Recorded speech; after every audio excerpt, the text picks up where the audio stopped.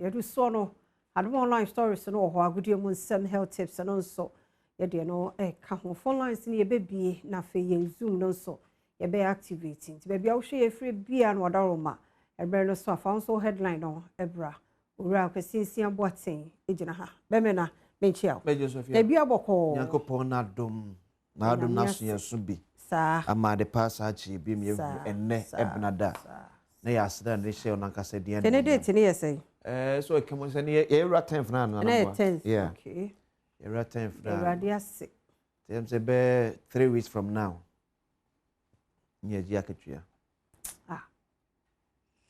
the radia 6 enti we de my Adom online no na yan hyase wadaroma na yemfa ntwen kejuwa na nkasa odi agudie mu nsem no ebebre enti na ya hye no so saa de amaye markings na wo kwan no so no dodo no apepa panifo nya maye because a street light na nya adwuma marking no enti be mu aye wo kwan no mu zebra crossing zebra crossing no so dodo no aye apepa nya adwuma ujina mu a obi afiu di etwamu saa ti ho contractor na wo ye we N1 na be nye N1 ba bi enu na traffic be N4 omfro na N4 me ka tete kwashi wo na me se omfro na N4 okay me asa no na mhu se se wodi nti na me so enu afia anopa me nemu ba me nim ase wa magic bi is kwana so ase bie 4 lanes no o time ade ba ni ti akokore o na se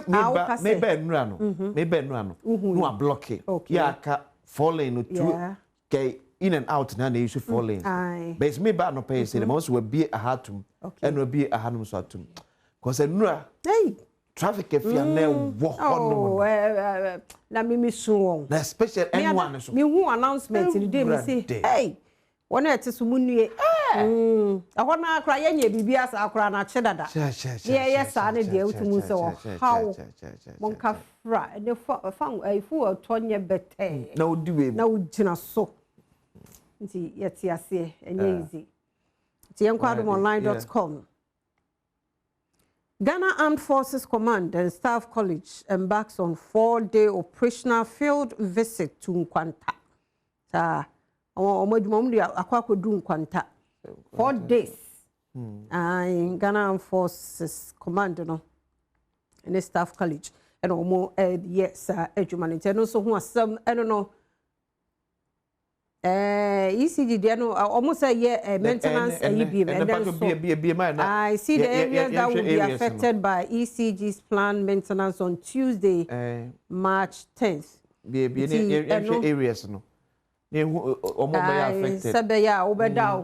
So is it? The whole Ghana now say the most greater any electricity company of Ghana or they are to just say 4 operational regions for Tuesday, March 10th, with technicians set to undertake infrastructure upgrades that will necessitate temporary power outages. And in Pesameshe, in Greater Accra, Central and Tema enclaves. A home and a becoso, Greater Accra, Central and Tema enclaves. Not just say, no. See, I know I want some. I'll see 9 a.m. Inti affected areas no moma yenhye so na 9 to 5 p.m. and then obekos maintenance focus on anya deeper life and its surrounding neighborhoods. Inti ya advise businesses and community no. Okay. Obi ana no so. In the areas New plan circle East Legon, Chess Africa, East Legon. Termine Township and adjoining areas. Okay. And I call Central Region so also Senya Township Ojobi Bonsuoku Spamoni yeso dia Mfanche yeah. Omba restore no 4 p.m. Tiano so and Bratamana and I see Bratamana Tema Township any Tema region on so na wahano 9 to 3 p.m.